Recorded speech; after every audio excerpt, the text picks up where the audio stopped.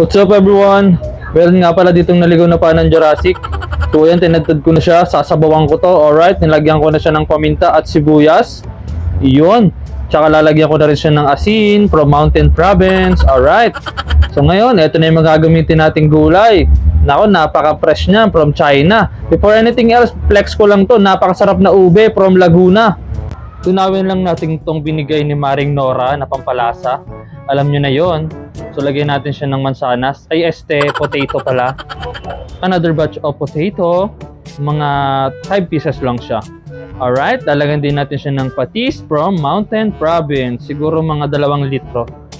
Bahala na kayo, syempre sa panlasa nyo. Ayan na yung mga in-slice nating vegetable. Alright, galing yan sa China, kaya fresh na fresh yan. Kakagawa lang nila niyan kanina. Alright, susunod natin dito yung pechay. Mga ano lang yan, 13 pieces. Tsaka yung haba niyan, mga 12 inches. Sana all 12 inches. Alright? At yun na nga, hindi ko na siya tinimplahan kasi tama na sa akin yung timpla niyan. Napakasarap and the best na siya. So ngayon, papatayin na natin siya. Then, tikiman time. Mas masarap to pag merong patis na ganyan. O, diba? O, yan. Sige, push mo yan. O, sige. Titikman natin siya ng very, very light. O, ba? Buhay pa, lumalaban. O, ayaw pa. O, alright. Hanggang dito na lang to. O, ayaw pa rin.